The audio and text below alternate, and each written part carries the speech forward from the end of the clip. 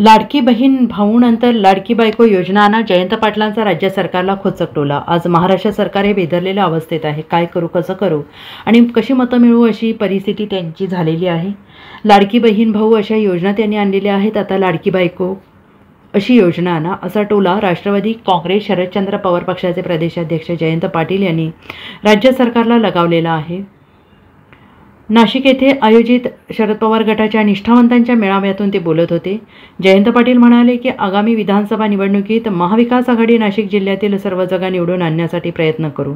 नाशिकने ठरवले तर महाराष्ट्र त्याचे अनुकरण करते। महाराष्ट्र हा भाजप आणि केंद्र सरकारच्या विरोधात आहे। काळ्या दगडावरची पांढरी रेघ आहे। सर्वे केला तेव्हा राज्यात आघाडीच्या 35 जागा येतील असा अंदाज आला होता, पण 31 जागा आल्या। काही ठिकाणी पैशाचा पाऊस पडला, यामुळे काही जागा गेल्या असंही त्यांनी म्हटलेलं आहे। आणि आता लोकसभेचा निकाल लागलेला आहे। सरकारच्या पायाखालची वाळू हललेली आहे। घाबरलेलं सरकार पाहिजे त्या घोषणा करते। मी एके ठिकाणी सांगितलं, हे चंद्र मागितला तुम्ही तर चंद्रही आणून देतो म्हणते।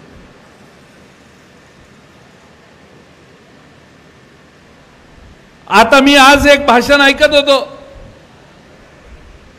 नगरमध्ये।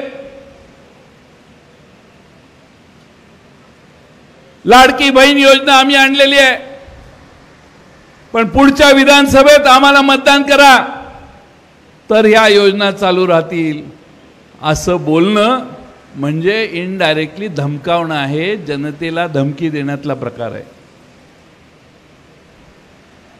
तुमची लाडकी बहीण कशामुळे झाली? लोकसभेच्या आधी नव्हती लाडकी बहीण। तुमच्या लाडक्या खुर्चीकडे बघून तुम्हाला आता लाडकी बहीण आठवली।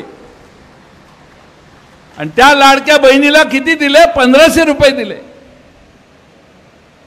दुसऱ्या सगळ्यांना 1000, 2000, 4000, 5000 इतके पैसे द्यायला लागले। आता वेळ कमी आहे म्हणून मी ते वाचत नाही,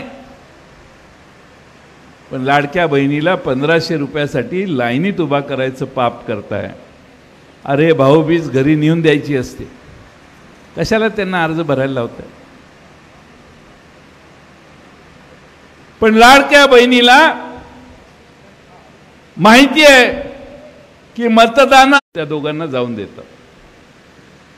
तसं यांच्या तिजोरीत काहीच पैसे नाही आहेत। हे तिघं एकत्रित बसतात आणि सांगतात, लोकांना माहित नाही तिजोरीत किती पैसे आहेत। त्यामुळे आपलं काय बोलायचंच असतं आणि निघून जायचं असतं। ही मानसिकता या महाराष्ट्रात या लोकांनी करून ठेवलेली आहे। Bureau report SBN Marathi, Nashik.